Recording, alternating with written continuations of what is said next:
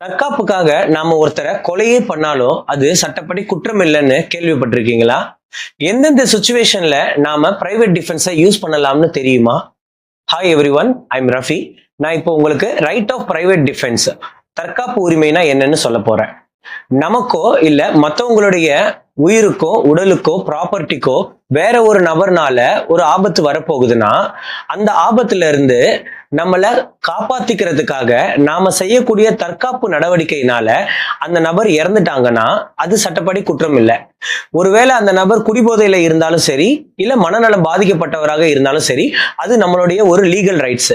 இதை பத்தி BNS ஆக்ட்ல section 34 இருந்து 44 வரைக்கும் சொல்லியிருப்பாங்க. இது ஓரளவுக்கு நம்ம எல்லாருக்குமே நல்லா தெரிஞ்ச விஷயம்தான். ஆனா முதல்ல எது பிரைவேட் டிஃபென்ஸ் ஆகும், எதெல்லாம் பிரைவேட் டிஃபென்ஸ் ஆகாதுன்னு நம்ம தெரிஞ்சுக்கணும். Because ignorance of law is not permitted. கொலை, கொடுமையான காயம், ரேப்பு, இயற்கைக்கு மாறான உடலுறவு, கடத்தல், acid attack, robbery, house breaking, explosive substance usage, அதாவது வெடிகுண்டு வீசுறது, வீட்டை கொளுத்துறது, இந்த மாதிரியான பிரச்சனையை நாம சந்திக்கும் போது அதை தடுக்கலைன்னா நமக்கோ இல்ல மற்றவங்களுக்கோ உயிருக்கே பெரிய ஆபத்து வந்துடும். அந்த நேரத்துல இந்த பிரச்சனையை நமக்கு ஏற்படுத்துறவங்களை தற்காப்புக்காக நாம கொலையே பண்ணிட்டாலும் அது சட்டப்படி குற்றம் இல்லை. அதுதான் ரைட் ஆஃப் பிரைவேட் டிஃபென்ஸ். இதுவே ஒருவேளை நமக்கு வரக்கூடிய ஆபத்தை முன்கூட்டியே உணர்ந்து போலீஸ் ஹெல்ப்போட அந்த பிரச்சனையை சால்வ் பண்றதுக்கான டைம் இருந்தும் நம்ம போலீஸோட உதவியை கேட்காம எதிராளியை தாக்கி அவர் இறந்துட்டாருன்னா அது பிரைவேட் டிஃபென்ஸ் ஆகாது. ஏன்னா இந்த இடத்துல போலீஸோட ஹெல்ப்பை கேட்கறதுக்கு தான் நமக்கு டைம் இருந்தது இல்லையா? ஒருவேளை போலீஸ் வர்றதுக்குள்ள நமக்கு எது வேணா ஆகிடும்ன்ற மாதிரியான சுச்சுவேஷன் இருந்தாதான் பிரைவேட் டிஃபென்ஸ்க்காக நம்ம பண்ண அந்த கொலை நியாயமாகும்.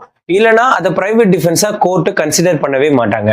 அதே மாதிரி எல்லா பிரச்சனைகளுக்குமே நாம பிரைவேட் டிஃபென்ஸ்க்காக கொலை பண்ணிட முடியாது. சில பிரச்சனைகள்ல பிரைவேட் டிஃபென்ஸ் எந்த அளவுக்கு பண்ணலாம்னா எதிராளியுடைய கையையோ காலையோ இல்ல பாடி பார்ட்டையோ கொடுமையா தாக்கி அப்போதைக்கு அவங்கள தடுத்து நம்மளை தற்காத்துக்கிறதுக்காக மட்டுமே நம்ம பிரைவேட் டிஃபென்ஸை யூஸ் பண்ணி இருக்கணும். இந்த மாதிரியான கிரிமினல் ட்ரையல்ல ப்ராசிக்யூஷன் சைடுக்கு தான், அதாவது அரசு தரப்புக்கு தான் இந்த கொலை பிரைவேட் டிஃபென்ஸ்க்காக நடந்தது இல்லை, இது திட்டமிட்டு நடந்ததுன்னு சொல்லி பியாண்ட் ஆல் ரீசனபிள் டவுட்ஸ், அதாவது சந்தேகத்திற்கு இடமில்லாத ப்ரூவ் பண்ண வேண்டிய பர்டன் இருக்கு. ஆனா பிரைவேட் டிஃபென்ஸ்க்காக கொலை பண்ண நமக்கு ப்ரீபாண்டரன்ஸ் ஆஃப் ப்ராபபிலிட்டிஸ் பேசிஸ்ல ப்ரூவ் பண்ணாலே போதும். அதாவது உண்மையா இருக்கிறதுக்கு நிறைய வாய்ப்பு இருக்கு.